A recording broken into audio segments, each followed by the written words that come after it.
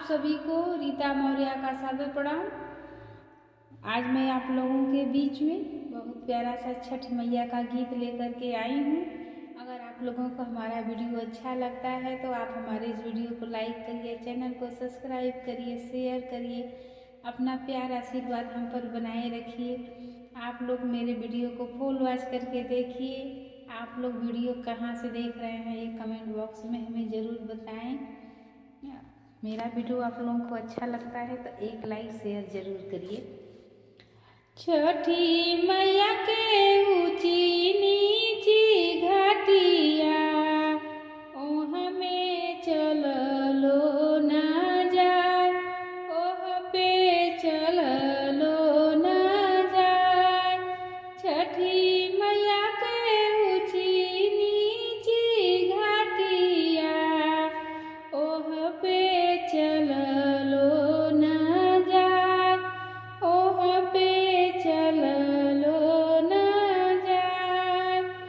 लिहू ना ससुर जी कुदरिया, घटिया दिहू ना बनाए, घटिया दिहू ना बनाए। लिहू ना भासुर जी कुदरिया, घटिया दिहू ना बनाए, घटिया दिहू ना बनाए। लिहू ना देवर जी कुदरिया, घटिया दिहू ना बनाए, घटिया दिहू ना बनाए। लिहू ना दे बालम जी कुदरिया, घटिया दिहू बनवाए,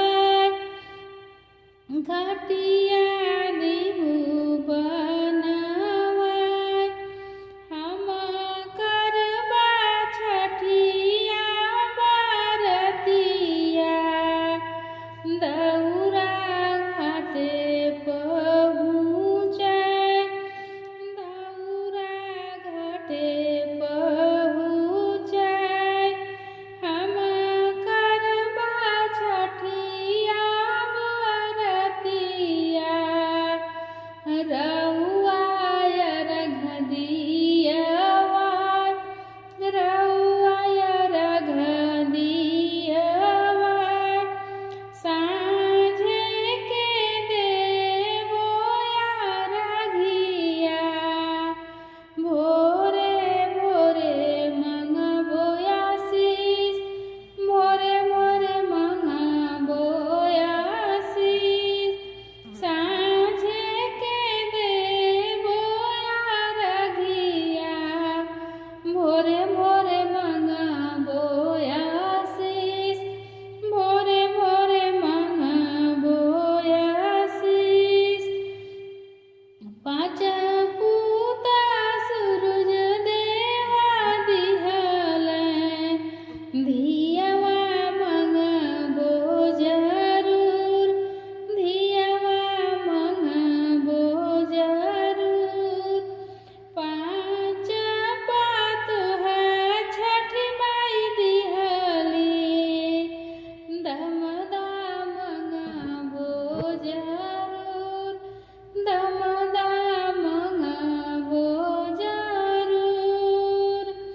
पाँच पातोहा छठी माई दिहली, दमदा मंगबो जरूर, दमदा मंगबो जरूर। ना